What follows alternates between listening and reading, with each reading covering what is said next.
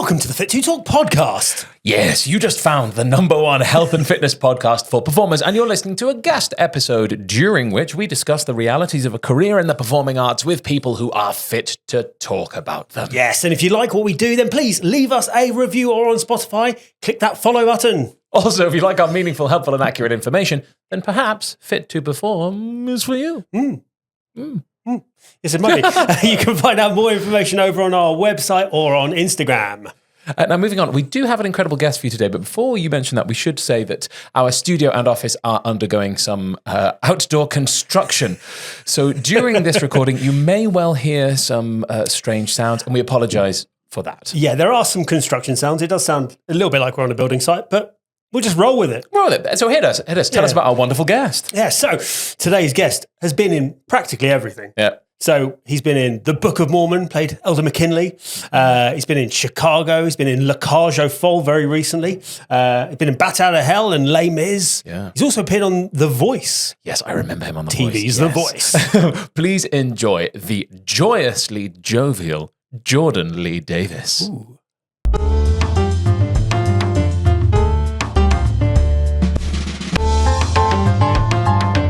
It's fit to talk. So many things on so many things on my head. Is this too much? How many accessories are too many accessories? Yeah, literally. I think that's a life question, isn't it? Well, I think so, and I'm sweating profusely as well, so every orifice. What's that? We should warn you, we've warned listeners that there is some construction work going on, so if you hear some crazy sounds, that's not our stomachs. No, I mean, it might be. Could be. There's always a chance. I have IBS. That's how we cover it. Yeah, That's exactly. how we tell Yeah. people Disclaimer. that it's that. Before we kick off, we should remind you / let you know that we usually ask all of our guests to try and tell a lie during the podcast recording. Oh, right. Would you be willing to attempt that? Yeah, of course. Fantastic. Excellent news. At the end of the episode, we will try and guess whether you have successfully lied or not, Okay. and if so, what it was. And we ask the listeners to do the same. So Eyes you can open. probably get away with something pretty good. I know I've got great ones, so get ready. I believe that. I know that's As in, there's very easy ones which you won't believe, which would be truthful. So we'll see. All right, okay. I just want you to know that your accent makes me feel like I'm at home. So I was going to say, there's that. Joe, reminds you of your dad. I can't remember, where actually are you from? From the valleys. From the round. All right, fair. That would do it. There you go. I first worked with your dad when I was 12 In what? in Welsh National Youth Opera. Yeah. Well, not Youth Opera, in the Welsh National yeah. Opera. I was a kid in Elixir of Love. No way. Yeah. I think I came to see that. I was a little sailor boy. How long ago was that then? That was 2002, 2001, 2002, because he was in the chorus then, wasn't he? Yes, Yeah. God, he was there for a super long time. It's so weird. Like any of the kids that could sing like around that area that worked with WNO are like, Yeah. I know your dad. Yeah. That's always quite a weird. I was going to say, not that way. I know your dad. I've learned something new about dad today. Like, oh, fair enough, dad. You do you. So tell us, man, how does the story of Jordan's life start? How does it begin? Oh my God. Fuck. Can I say fuck? Oh, Yes. yeah. Oh, great. Can't get it out of the way. We have an unnecessary beeping button, don't we? We do. I do, I quite enjoy it that. sounds like this. Oh, lovely. Okay. But we won't use it. No. So I'll give you then we're going to do it. Or Really purposely, signpost. Yeah. it. purposely do it afterwards. You'll swear. Slightly then beep. delayed. That beep can. Yeah. I like an offbeat. We're in. So sorry, I interrupted. Story of your life. So I was born in the Rhondda Valleys in South Wales. I grew up, I was born there and up until the age of 8 I lived there. All of my family is still back in the Rhondda Valleys. And when I got to 8 years old, I moved down to near Cardiff, a place called Roos, which you probably know. 10 minutes away from Barry. Yeah. 10 very long minutes away from Barry. No shade. Some shape. Some shade. I love Barry Island. Let's not go wrong. Barry Island, place to be. If you like being on a beach with syringes and empty cans. Yes. You're laughing. But it's factual. I went in the sea last year and it was like mud. The sand has got that like. I thought you were going to say you came out like a hedgehog. Just with needles in you. I came out with a third eye. I think that's the actual thing. No, but I moved down there when I was from 8 years old, and then I had that's where I started having links to Cardiff. Yeah. And the performing world more so because, coming from the Rhondda Valleys. there's a lot of music. My grandfather was in the male voice choirs, and I grew up with all that around me. But actually, there was not not as many opportunities there, and still now, which is an issue. We'll skate over it. Yeah. But then I got to about 11 years old, and that's when I sort of started properly performing, really. And then down in Cardiff, but then also started traveling to London a little bit, doing my different things. I went to a school called Cowbridge Comprehensive, which is a very posh, well, it's not a posh school, it's still a For Wales, though. school, but for Wales, and also for that area, it's quite the bougie one. It's where all the sportsmen went. Yes. So that's why I was tormented for my 8 years of being at school. Because there were lots of rugby or football playing. Oh yeah, absolutely. And I was obviously quite clearly a Homo sapien, and I wasn't out at all. I didn't come out. I am gay, by the way. To camera. Yeah, to camera. Always find the camera. I always know. I wish I'd shaved. School was a very strange time for me because I always sort of had this like popular. I would say popular. It wasn't popular. I was just myself outside of school and not myself in school. So I sort of thank God we got out of there when I did. And I think when I moved to London when I was 18, sort of felt like a bit of an escape going to a drama school, and sort of finally, God, it's so cheesy to say, isn't it? But actually, finally was like, oh my God, I can just be myself. Yeah. Still straight, but can still be myself. That was at GSA, right? Yeah, at GSA. So then I went to Guildford School of Acting. Yes. And then I've been in London ever since. Wow. So what I really loved about your Homo sapien comment was that it worked on so many levels. I want to take us back to that fantastic joke because it implies that they aren't Homo sapien. Yes. They're less than human. Well, we are. True. Yeah. No, not gay people. The people who were the people that were tormenting. No, fine. But you meant me, then I was like, how dare you? You've Cancelled. you've misunderstood. Right? I'm complimenting the joke. And that was the point the podcast ended. Yeah, you're like, how dare you? Jordan leaves on a tirade. Steffan is deservedly beaten up. You're like, no, the football and rugby playing people who were tormenting you weren't part of that group of human beings because they're being dicks. What was that actually like? I hope you don't mind me asking. No, not at all. I mean, I'm very lucky that I think I had other things outside of school. I had two very protective parents. One who is the world champion natural bodybuilder. So Yes, he is. yes, he is. This is on our list to talk to you about. Insert picture here. Hey, Dad. Yeah. Oh God. Yeah, literally. Well, my mum is like, Jack Russell with an asbo. So proper.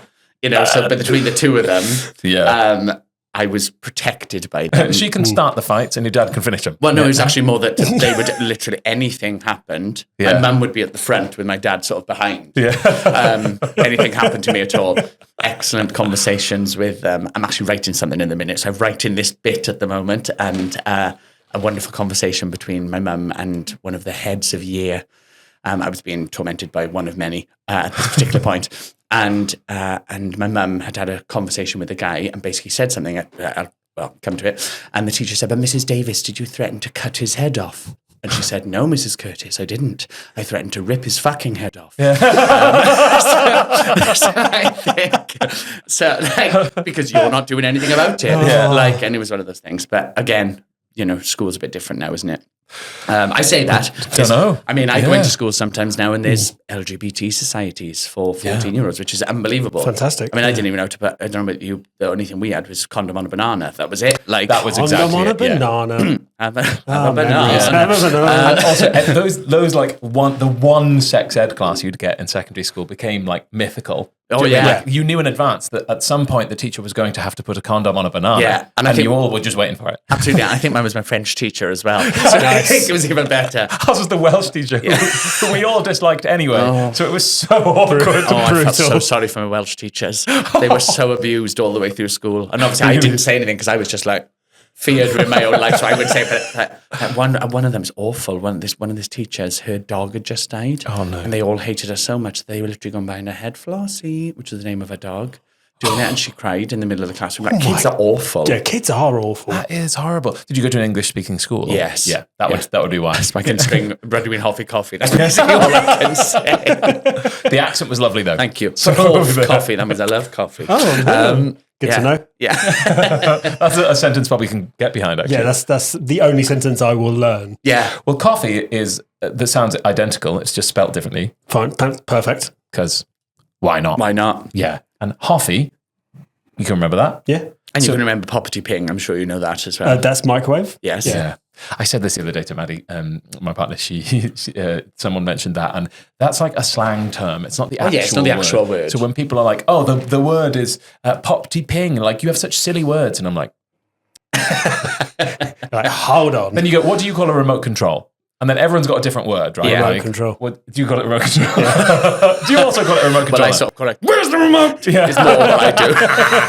You know, people call it like the clicker, clicker, or it would be like somebody come over and going, like, you use stupid words for things like clicker. And you're like, well, that's not the actual, that's just what I call it. Yeah, Like, that's just my nickname. that's a fun, like my dad called it an Ujima flip. Oh, Sure. Well, It's like he couldn't remember the word. Ujima flip. What's that? Where's it? Oh, yeah. Where's the no. Ujima flip? Like the what's Ujima? That feels like a lot of extra effort compared to just saying pass the remote. It is. Well, that's Pass my dad. that Ujima flip. A lot of things we're learning about my dad in this episode. Well, yes. What can I Yeah, tell we you? really are. This is all about your dad. Unintentionally, and he won't listen. Sorry, Dad, if you're listening to this. So then we found GSA, and you were like, "Okay, I can actually be me in this place a lot more." Yeah. What happened? 75%. 75%. Do you think that you already knew, perhaps that? Oh my gosh. Yeah, absolutely. I think, well, I say that. No, I did it sort of, for want of a better word, beaten out of me. So I think I had a phenomenal, and obviously, like, not being like, I'm a great actor, but I think actually being performers, we get very good at the verbatim sort of reply when people question things. So I think the normal question for me was always like, yeah, but aren't you gay? And I'd be like, no, but I just, if I was, I just would be, you know? Yeah, I would just even be though inside I was like, no, I'm joking. No, but like, And that's the clip for Instagram. Perfect. no, but like, if you're listening to this, just pop onto Spotify and we'll look at it on your screen and just press back 15 seconds just to WhatsApp. so sorry. Sorry, Dad. Yeah. My mum will cancel me for that. Yeah, but like, you know, I think I just got to the point where, I mean, it was actually a person. It was a person who sort of brought me out screaming. Screaming. But it was like meeting someone who actually pulled back the layer a bit and just sort of went like, and I was like, and he was straight as well, which was funny. But he saw through it, but then also kissed me. So literally, we had this moment where it was one of those things where I'd never kissed a guy, so I'd kissed loads of girls, did that all the time, but then literally just went, lad. But like, we went on the boys' holiday, and I got with the most girls. Like that was only kissing, nothing else. I was going to be worse then, and I stopped myself. But only did nothing, and then this guy kissed me, and it was one of those things where I just went, oh my God, that's what it's meant to feel like. Oh my God, this is the best thing ever. Oh fuck, I'm gay. Yeah. Oh, well, like a switch then. Oh, and it was literally like a door opening. Literally, and the second he kissed me, it was like one of those things where you just like, oh fuck. Like, because I think I convinced myself. I got really good at it. I don't know whether this became about gays, but it's about your experiences. Yeah, at that moment. I find that fascinating. So, but he was straight. He was that person was straight. So what was just open, and then that was I think that was the thing. And actually, before time now, when people, you know, everyone's judged for what they are now, aren't they? You've got to put a label on it. You've got to be labelled. You've got to be labelled. And I also feel very sorry for straight men in our business, for example, because if you've kissed a guy messing around, suddenly you're gay. Whereas the other way around, if a girl kisses a girl, it's hot. Yeah, it's porn. Yeah. It's porn, is it? No, but it's porn, and yeah. that's just fun. Whereas if a guy kisses a guy, it's that he's got a bit of gay in him. Where actually, this I think was just the situation. He just was an open guy and just and then he was with girls the rest of it. I was still with girls now, but just one of those things, you know.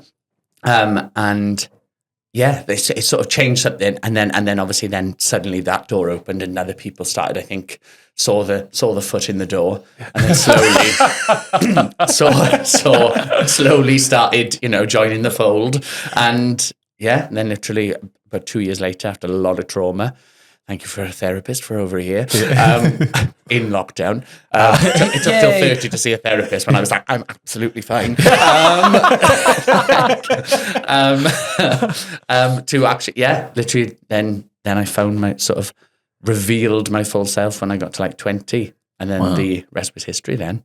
Do you know what? Hearing that story from you and then going, you played McKinley in Book of Mormon, right? First you were understudy on the tour? I was, it was first cover on tour. And then you played it in town. Like, and then I just took over on the tour. Okay. I'd rather have done it in town, but I didn't want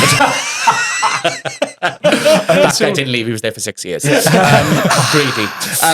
Share it. Yeah. Share it a little bit. Something for the rest of us. But like that, there are distinct parallels to that story, right? Like it feels like in a different universe, you go that person ends up on that part. And I find it's so important. Like when I did Cage last year, I played a drag queen. Surprise. I played a drag queen. I played the Chantel, who was the soprano drag queen, but then I also understudied Alban. And I think actually in my early career, all I did was play big buff straight roles. Like big buff straight roles being like Les Mis and stuff like that. Like that's what I did. Or even down to the lines of, playing Peter Pan. I didn't play that. I wasn't the dame in Panto. I was that, boy. And then into Les Mis and Battered to Hell even though my costume was a sex harness. Like it was very, but it was still playing. Insert picture here again. Yeah, exactly. This is what we need to see. But it was still being, really man.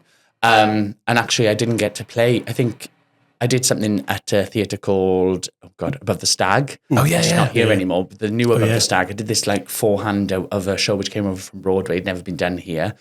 And they made it was meant to be 2 men, 2 women, but they made it 4 men. And it was this beautiful, touching story called Romance, who won some Tonys back in the day, but never been done again. So they brought that over. And that's the first time I'd ever played a gay on stage, and I was 27. Wow. And then I did Book of Mormon, playing that part. And then it's so funny because then you start having notes of creatives who are, with very phenomenal at their jobs, but like, you're telling me how to be a gay man. I know what it's like to be a closeted gay man. I am it. I was it. Yeah. I didn't tell my nan and granddad I was gay till I was 30. So I'm like, you're literally talking, they've seen me play this part. And they didn't even know. So, and they're like, he is the best actor I've ever seen. And that Donald Trump wig, I swear to God. But it's art imitating life then, isn't it? Like, and so when it came to doing Alban last year, when I was the understudy for the part, I did my cover run. I had a meltdown before I came to sing And Now I Am. Sounds so wanky. But like, I had that moment where I got to the moment of going, I am what I am. And I've sung that so many times, and it's never, because when you've done the through line of the story, you get to that point, because I was in it so much, because it was so within me that I got to the moment, it was like, I am, oh God, 1 second. Wow. and had like an existential crisis for like 5 seconds. I was like, no, go from the top, let's do it again. Like, it's so weird. It's just one of those things. It just comes out of you. I was talking about this recently because, we experience it as gay men in all areas of the world. I think we experience everything 10 years later because our feelings when we were teenagers, when we were kids, weren't validated till we were 20s. Yeah. Do you know what I mean? Until we were what we were. So we didn't have the teenage angst of fancying girls. Or we did, but we couldn't say it. Yeah. So then, and that's what I'm saying, that 10-year gap now is so different. Yeah, hopefully. Like the kids 10 years younger, they can say it now. Yeah. Whereas we didn't say it. Because, I'm 33, but that's such a different time. That like early noughties, that 2000 being at school was such a different time to 2011. Oh gosh, yeah. Oh, it was huge.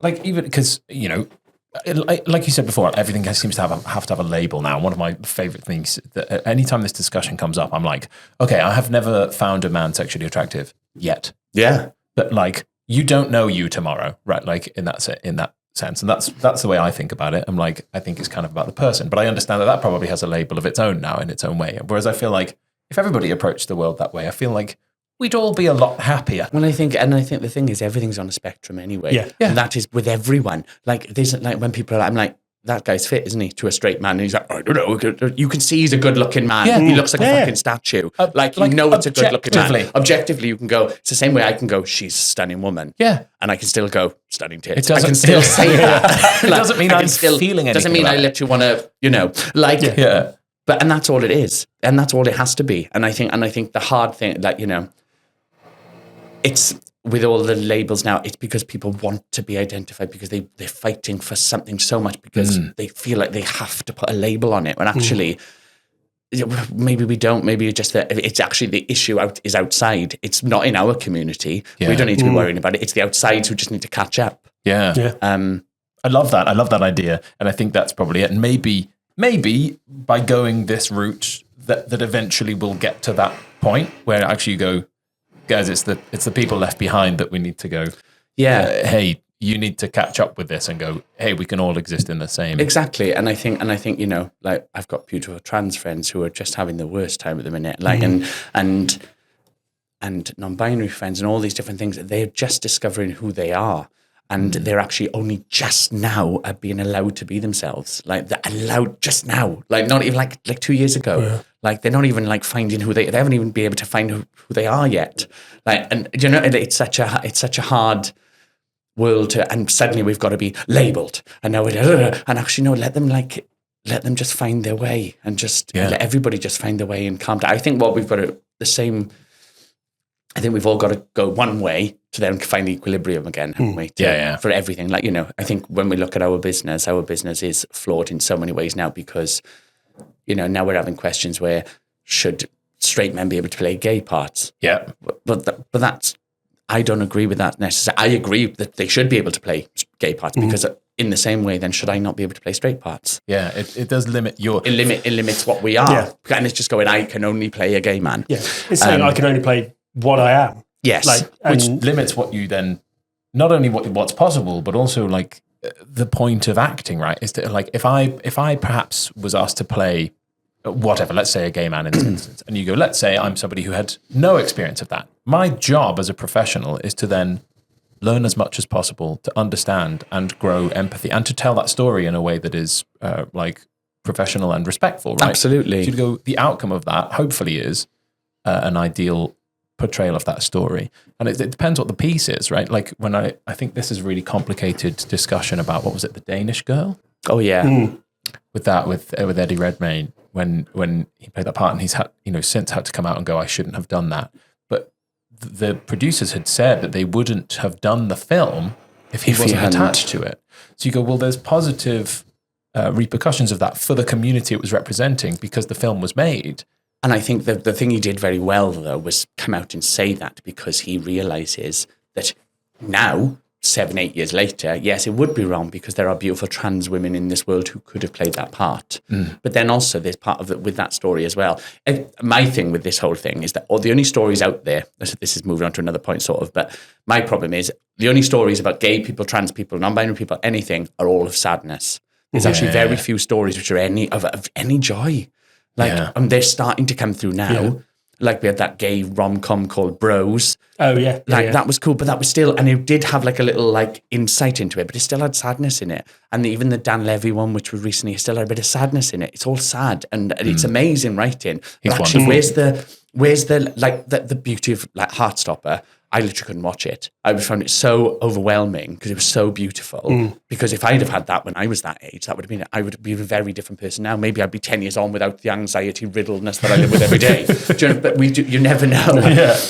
And that's what's so beautiful. You take these shows now and they're doing this new material, which is so important because little ones are now seeing it and actually learning it from 11 rather than 20. Yeah. Or 30 is when I'm watching It's a Sin. And luckily, what a show. Yeah. But I, again, filled with sadness because we have to acknowledge that because I always have this thing with young gays in clubs and stuff who will snub older gay men and stuff. And I've had it a few times where I've watched people be a bit rude about older gay men, being like, oh, he's hitting on me. I'm like, is he hitting on you? Or is it obviously a different thing? If he's hitting on you, fine, tell him to back off. Yeah. If he's touching you up, he's not allowed to touch you. Yeah. But if he's trying to talk to you, he didn't have the freedom we had. And he's 10 years on from me. So give them the time of day because those men paved the way for us.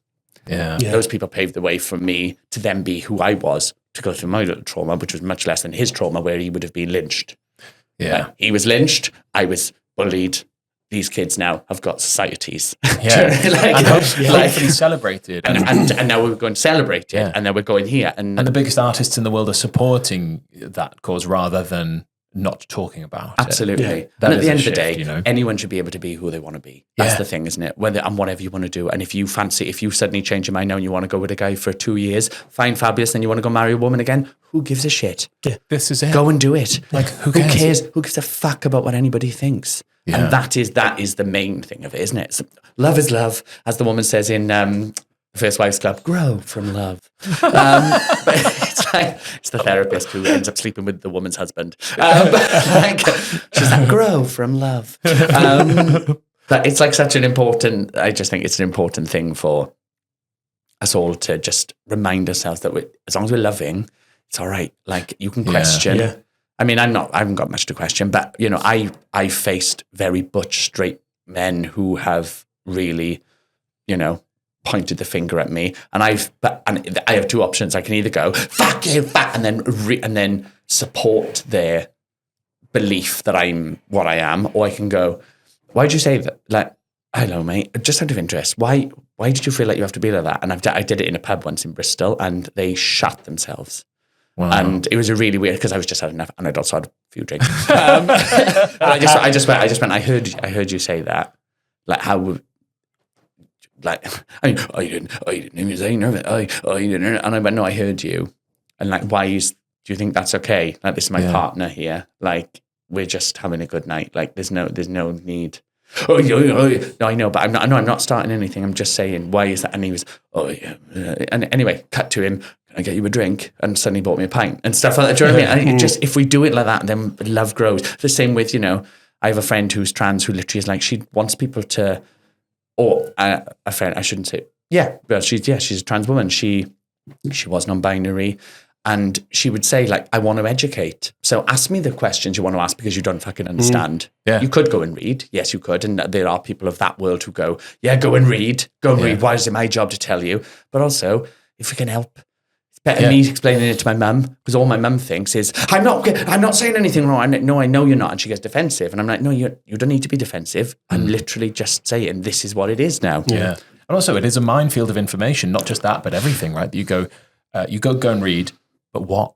Like, it's so tricky. You go on the internet, you'll find half the people hating on this entire aspect of the community. And, you know, as you see in politics in America, or even here, you're like, you're also going to find things that are going to send you down the wrong path in the same way. So if we can go, hey, like, this way. Yeah.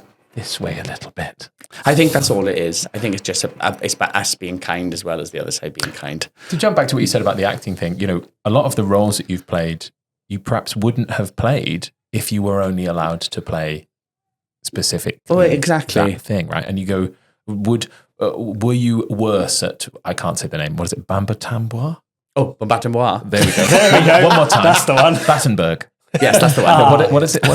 Bambatambois. Bambatambois. Yeah, Bambatambois. I feel like I'm missing a syllable in there. But the character in Les Mis, for instance. Be a lovely part for you. You know, at that time, and you're going... Not saying you want to beat up a woman, but it's a very fun part. You go, you know, would you not allowed to be cast in that part now? And you're like, well, no, you would have been excellent at it. And but there was an eye twitch. No. It's one of those. There's the level of foppishness to him, which you have to have an element of femininity to you, whether straight, gay, whatever you are. You have to have an element of. I mean, it's a 2-minute part in Les Mis, but everyone remembers it because it's Fontine's ultimate demise. Yeah, he basically like fucks her up and then puts her with the police, and then she's dead. Yeah. Spoiler. But if you haven't seen it, oh god. But it's that moment, like, you know, like playing those characters. Also, I don't know about you two, but I fucking love playing something opposite to me. Like, That's the joy of being an actor, isn't it? Like, you get to explore these characters and these parts that are nothing like you. Yeah, if you just wanted to do what you do in normal life on stage, I would just not do it on stage. And I think as long like we're just going back a little bit, like saying, as long as representation is there and continues to be done, that is the most important thing. If it's now a trans part, it needs to be a trans woman. If it can be a non-binary person, fabulous, amazing. Let it be person. Who gives a shit what it is? Best person for the job. But as long as that representation is still there, because what we tend to do is, unfortunately, we're saturated with, like, you know, if we talk about the colour of skin, we're saturated with white people in this business. But that starts from earlier. That's because there's no people of colour who are getting support from a young age to be able to get into training. Absolutely. It starts there. It doesn't start with the fact that we can't give jobs now. because there's not enough people in the business. That's the same issue with class. Like, Yeah, exactly. What social class people come from. You look at the vast majority. I think it's up near 90% of people are from middle or upper class. Like lower class representation it doesn't exist. It doesn't exist. So you're like, and it's getting worse. That's the problem. It's not even getting better. Yeah. I mean, we're scratching the surface here, but we're covering everything. Yeah. Global warming. Yeah. Where's Greta? We got her. Let's bring her out. She's doing the drag show tonight. But it's, but I don't know. It's just one of those things, isn't it, that we can go on and on about, but actually it's just, there's so many things wrong with our business that it's actually hard to know where to start. Yeah. I think it's that though, right? Like there are so many things wrong, but people sort of don't like publicly talk about them. Well, we do on this all the time. But because they don't get spoken about publicly, I wonder, one, if other people know that they're a problem or how much of an issue they actually are. Do you know, like how much do the general public know how much of a problem it is in our industry? Because I think the perception from the outside is that, oh, that's where all those lovely communities feel appreciated and feel safe and at home. So you're like, great. You're like, no. It's not quite like that either. No, it's not. And, you know, I don't know. I think there's lots of issues with still, and I still want to work after this podcast. But there's lots of issues with, the older generation of casting director, the older generation of directors and stuff which is, it's not that they're issues, they're phenomenal people, but they also have to catch up as well. Mm. And I think, and that's been very broad with brushstrokes, but, because I know some of the most unbelievable people I know are in their 80s who literally have the best understanding of everything because they're well read, because they've learned, because they've gone, okay, what do I need to know? I'll open this book, I'll read that, And you get diverse opinions, right? You surround yourself with people who can tell you their experience and broaden your horizon. Like I did, I recently been working, I worked with an MD called, a supervisor called John Rigby. John Rigby. But like John Rigby wrote recently a dissertation, and part of this fabulous dissertation for this course he was doing was all about the trans voice within theatre, how we work with trans voices in theatre. And he's like, he's been a man who's been in the business, but he's continually learning. He's in his late 50s, 60s, however old he is. Sorry, John, however old you are. he's doing that work because he is a straight white man. He is I'm doing the work to enhance it. How can I help with his masterful skill? How can he push on and help into that world, because you can do a lot of this, like social media 24/7, which absolutely boils my piss. But you can do a lot of this. Yeah. You can talk the talk, but you've got to walk the walk as well, haven't you? And if you're not supporting people, then that's part of it as well. Boils my piss. Love my piss. Such a wonderful great phrase. Boils my piss. We're in. I wanted to ask, because actually, the first time I think I came across you was when you were on The Voice. Or Mayday, yeah. Yeah. Why Mayday? Oh, I know, it was The Voice. And luckily I was on the good seasons. It was the second season. It was early on. You were like peak The Voice. Well, I was on when it actually started getting popular here, like when I watched it. Before it moved to ITV as well, because it was on the Beeb. So you were treated, I can't speak for the people who are on ITV, but it was definitely, by that point, I think it was quite saturated because there were so many talent shows going on that actually this was the different one. Yeah. And a bit more respectful. And it was more about, the great thing about it was more about the artist and the music then. Yeah. And then slowly, I think when it moved to ITV, it really became like different. X Factor. Yes. And became about the story. That's and about story. Jean from Iceland, who was having her debut. It became more about that. Yeah. It was actually when like my storyline, when I was on it quite far, my storyline was my dad being a bodybuilder. That was it. Yeah, you're like, this is something interesting about me. Yeah. Not like, that was it. Here is my sob story. It was look how different I am to my dad. That was the story. Yeah. That it wasn't, and Leah, who came second on The Voice, who's still one of my good friends, Leah McFall, she's amazing. She was, her story was that she loved fashion. That was it. Yeah. That's kind of nice then, because that's why when The Voice started, I loved the concept of it being like, hey, this is actually just about like who they think sounds good, which of course is subjective still. Everything's subjective, it's art.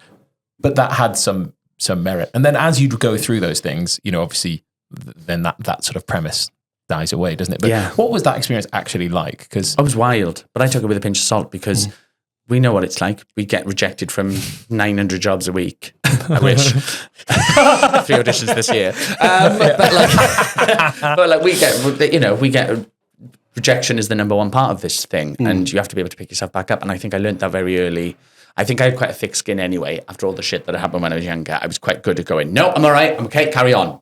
Let's go. And actually, that was one of those things where I'm just going to enjoy it because it was a hoot. They were paying for us to go around places. I was like, in Elstree and Borehamwood being treated like walked around by producers, literally like, and then there's, getting dressed. Like one day they brought me and I got on really well with the costume department. You had some fantastic things. You really had some fantastic stuff. Some great Yeah, clothes. but that's because I got on with them. And I mean that in the nicest way. I got on with them and I'd just be like, I fucking love it. Yeah, more. Put more of me. And so then one day they brought in the floral suit, which I wore on my battle with Matt Henry. That was off the Top Man catwalk. And they'd seen it and they literally went and they were like, Jordan needs to have that. So they borrowed it so I could wear it. Wow. Like stuff like that. Just shit like that. Like, whereas, one of the girls was like, I only wear vintage. So the girls were just like, well, what are you going to wear? And then she looked, like, it's just so frustrating because their job is to dress us. Yeah. And obviously bring our flair, but got to let them do what they do as well, because then they're in, it's collaboration, isn't it? They probably know better than you. I would say so. Yeah. Like, Strong chance. It's almost like it's their job, whereas for you, it's a hobby. I mean, well, yeah, exactly. Like what you wear. Yeah, I mean, exactly. at best, usually. I've been singing then. I was like, well, may as well be now. No, like that's the difference, isn't it? And also, what it sounds to me like you're saying is what a lot of our guests have said, which is that you went in and you were nice. Like, well, yeah, but that's the way I go into everything because I think the most important thing we have, I do it with teaching now as well because I teach a lot of drama schools and with kids and stuff. And I always say like the most important thing is be kind to everybody because they're on the way down. They're fucking there. Like, and people are red and I watch it and I watch people's behavior around me. Person who should remain nameless at the Watson Stage Awards was very embarrassing. And I'm just like, come on now. Like, that'll bite you in the arse, sweetheart. Like, because these people here, when that fame ends and you come back down, and I was sort of stood in the wings, just like, this is uncomfortable. Yeah. Oh, what a shame. Nice person as well. Yeah. Being really, really like careful. But like, generally, I'm just like, oh, don't do it to yourself. Yeah. And we've all seen it. Yeah. People having diva fits, and you're just like, what are you diva fitting about? Don't get me wrong. You have to stand up for stuff when people are taking the piss. But like, yeah, there's but that's a different thing. Like standing up for yourself and standing up for what's going on and like professionalism, that's one thing. But being a diva, that's a different beast. Yeah, like, you don't need to do that. Having demands beyond the basic rights that are in your exactly. contract. Like, no, but you must only provide me the blue M&Ms. No, but also I'm telling you now, they're delicious. They're the best ones. Can't have them anymore. I'm fucking dairy intolerant now. And gluten, Mayday. Bad choice. Can't go to the bakery anymore. Thank God for the bakery during lockdown. That was Bobby's Bakery. It's exercise. To anybody that doesn't know that. Sorry. Why are you listening? yeah, come on. I was doing 3 exercise classes a day. Yours was the first one. That was the wake up. Yeah, Good morning. No, because I was having my anxiety was so bad. God, we're completely off topic now. My anxiety was so bad, and I was having panic attacks that I would get up every morning, and I had the structure. I was doing Natalie Hope's like exercise program. So I'd do that, and then I'd finish that, and I'd have half an hour. I'd do a bit of yoga, then I'd do your class, which was we were 11 o'clock. 11. Like I was 11. Yeah, good memory. Yeah, I'd do that, and then I'd do that for 20 minutes. It was 25 minutes. Like it varied, like 25, half hour. Yeah, I would do that. And then I would do it, and then I would go out for a run for like 3 hours. And then my mum would ring me, being like, probably thinking I've thrown myself off the cliff. Like, are you okay? I'd be like, I'm on the beach. But Jordan, there's no beach within 6 miles of you. I know. I'll be back. Can't leave the 5 mile. They did a 5 mile radius with us as well in Wales, which they didn't do up here. You couldn't leave a 5 mile radius. Yeah. Mark Drayford, Oh my God. Yeah. So I was my parents were obviously still there. And they obviously struggled with that a little bit. Yeah, it's madness. Because it wasn't like, they started off by having like borders instead of having a radius, didn't they? They were like, you can't leave this area. And my parents live on the edge of an area, and the nearest shop to them would have been across a border, and you weren't allowed to cross the border. It's like Hamid's Tale. It was ridiculous. So they were like, but obviously that's less safe because I now need to travel further, more distance, and spend more time going out in order to go to a shop that is bigger than the one that is like 2 minutes away from the house. It was weird. Yeah. Very strange. Not for me. That's really weird. Yeah. The radius makes more sense than the borders. The borders does not make sense. Yeah, I mean, a lot of it doesn't make sense now, does it? But, Yeah, when you reflect on it, you're like, nah, none of this makes sense. No, we were looking at your CV. Yeah. Ooh, oh, fuck. We were seeing some, seeing some cool stuff on there. Now, you just did a fantastic mime of swimming. Oh, yes. And you've got highly skilled Highly skilled swimmer. Highly skilled swimmer on there. Yeah, I used to swim 9 times a week when I was younger. 9 is awfully specific. I swam for the 9 times. I had 9 sessions a week because I was training properly at one point. Wow, that's a lot. Yeah, I was doing. Oh my god! I basically every night, but then I was doing morning sessions before school as well at one point. I can see from the mime. Yeah, I know. Just the deckers. That hand entry into the imaginary water. I can just see it. And that was my worst stroke as well. I know. I used to compete. My stroke was butterfly. So when I used to compete in the Welsh Championships and stuff, I do the 100 meters. That's the beastiest swimming stroke as well. I'd win as well. That's the only one I'd win. You need the best technique, in my opinion. You need the best technique. You also need the most power. Yeah. I think I just had drive, and that was the difference. Like I had this you're like, I will do it. I couldn't do it with front core because it was as if I couldn't. It was as if my legs didn't want to kick the right way. Yeah. I could do it with breaststroke. I've always got, which is why I've actually still got quite wide shoulders now. And even when I was skinny, I had like wide shoulders, so I always looked a bit oblong. But it was that motion to me made sense. I think also the dancer in you as well a little bit, isn't it? Like it's flamboyant. The mover, you're like, like really, like biting the apple.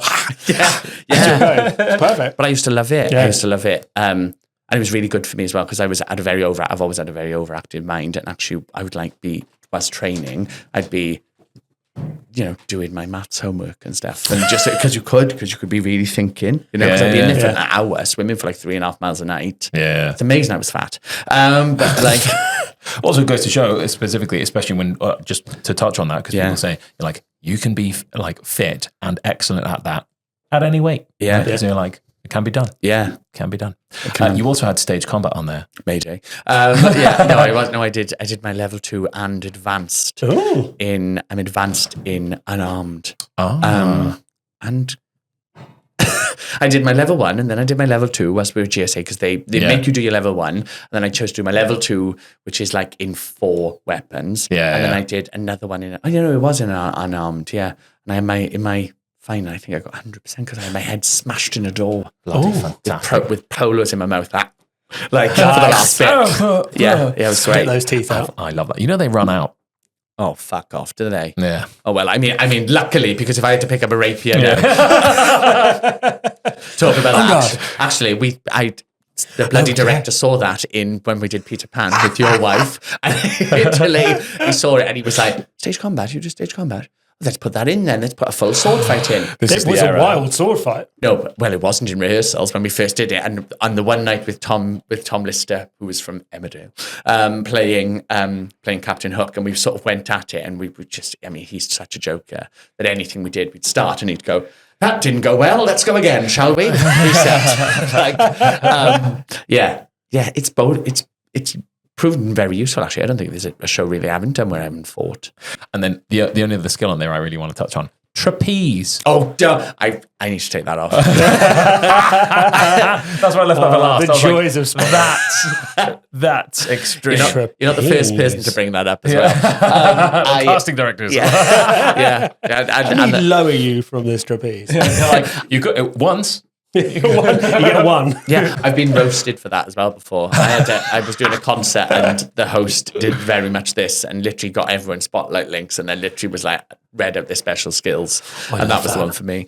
No, I did a play in Italy in 2012 where it was 15 actors and 15 circus performers, and we had to train with the circus performers for 3 hours every morning before doing the rehearsals. So it was amazing. So I got to learn loads of skills. Yeah. So I can climb a rope and just all the things which we sort of know we can do, but with the technique. So I learned to do silk a little bit, which is the hardest, by the way, because at least everything else is quite taut. But you can't with silk because you bounce down. So as your weight goes, obviously it's awful, and you get hand burn from the silk as well. Yeah, it's really fun though. Sounds it. I mean, I haven't done it since, but I really enjoyed it. I did it once for an audition. I had to do a workshop day of circus stuff for an audition. Really? Yeah. I did not get the part. I got so many burns and bruises from that. It was brutal. It fucked me up for weeks. That's not much. It's savage. Delayed beep. There we go. There you go. I was like, delayed what? Oh, yeah, the beep. What? Shut up. So, is there anything about fitness or wellness or the industry, anything at all you'd like to see get in the bin? Get in the bin? Get in the bin. Oh, my God.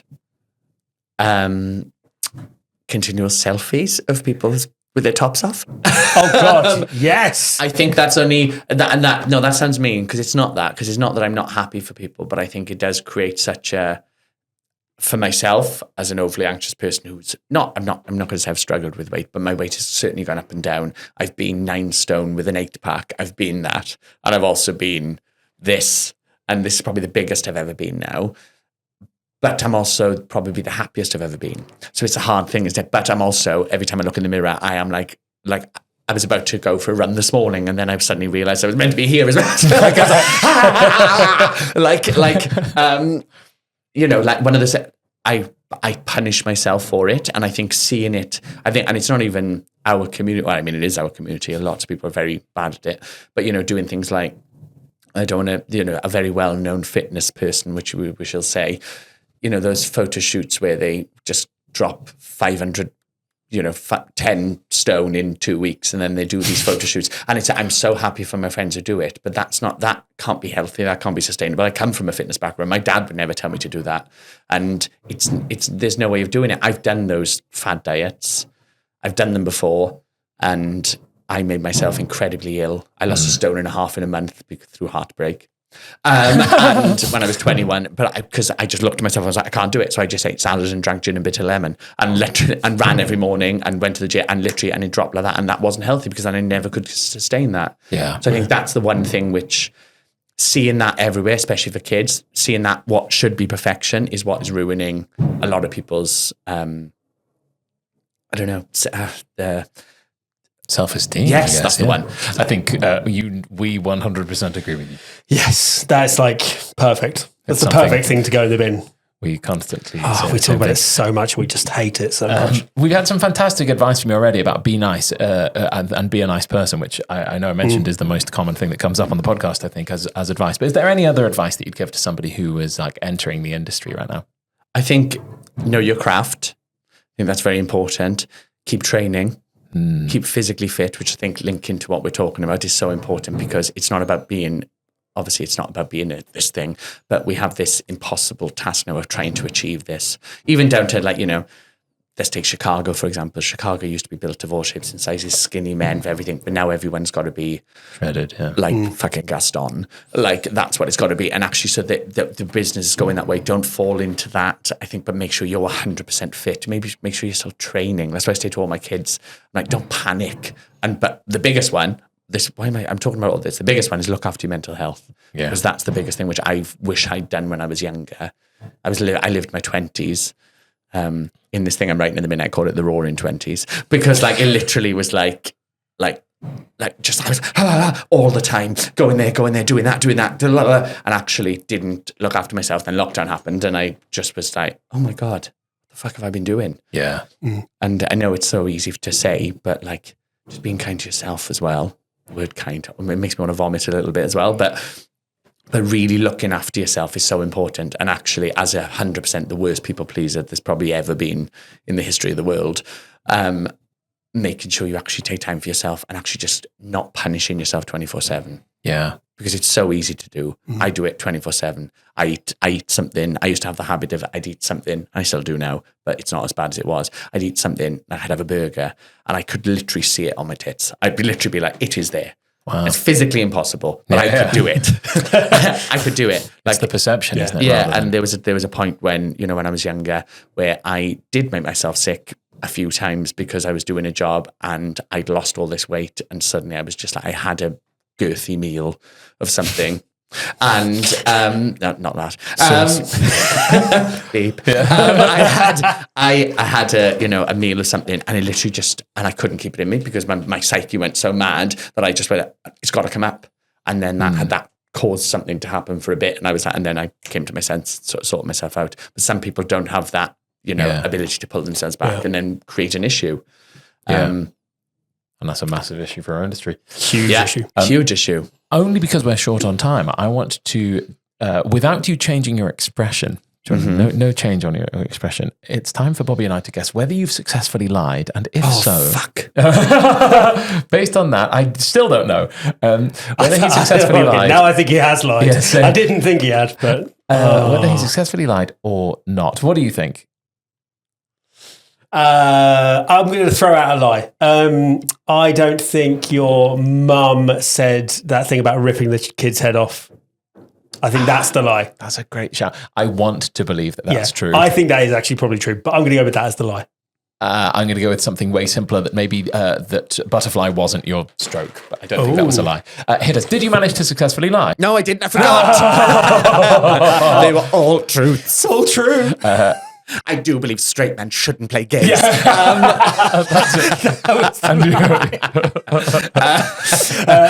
Right, it's time for another game. Oh, We're going to play great. a game of this or that. So Stefan's going to put 1 minute on the clock. It's Oh, gonna be shit. A lightning round out of friends. Get 2 options. You've got to pick one. Well, Okay. I was like, Well, you're putting I'll them in put the time on the clock. All right, here we I go. can't multitask. Here we go. Quick as we can. 3, 2, 1, go! Eggs or bacon? Bacon. White bread or brown bread? Brown. The US office or Friends? Friends. Cardio or resistance training? Cardio. McDonald's or Burger King? Oh, Burger King. Singing or acting? Acting. Elder McKinley or Babambatambwa?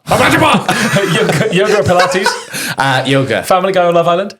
Whoa, what the fuck? Love Island. Family Guy. Domino's Pizza or Papa John's? Domino's. Sport or dance? Dance. Alcohol or chocolate? Alcohol. Matching socks or mismatching socks? Oh, that's cute. Mismatches that. Coca-Cola or Pepsi? Coke. Sour cherries or coffee? Sour cherries. Game of Thrones or Glee?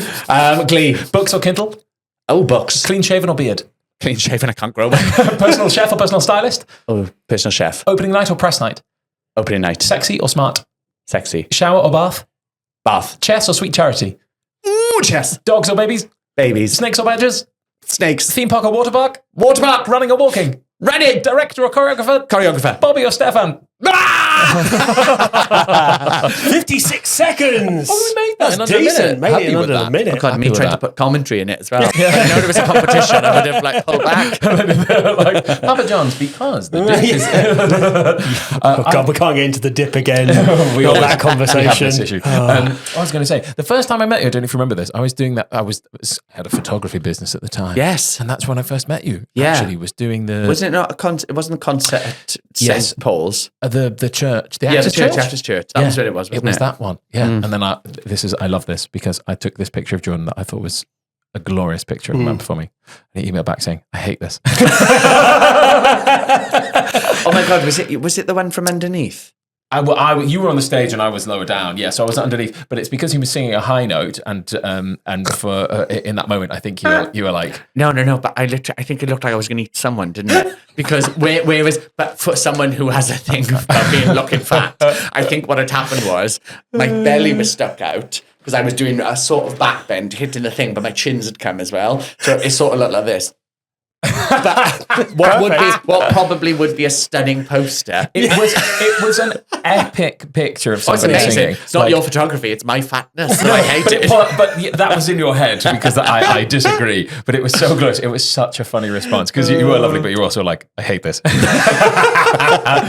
Jordan, thank you so much for joining us. Thank you so Thank much. you so much, dude. And thank you at home or wherever you might be for listening. Yeah, and if you've enjoyed this episode, click those like and subscribe buttons. You can find us on Instagram at Fit2Perform West End. As always, if you have any questions you want answered, slide into those DMs. I'll be in there doing a back bend. Thanks again for listening. And if you have liked what you've heard, then we have been Fit to Talk with our wonderful guest, Jordan Lee Davies, and your hosts, me, Steffan. And me, Bobby. And if you didn't like it, we've been Joe Wicks. Peace out.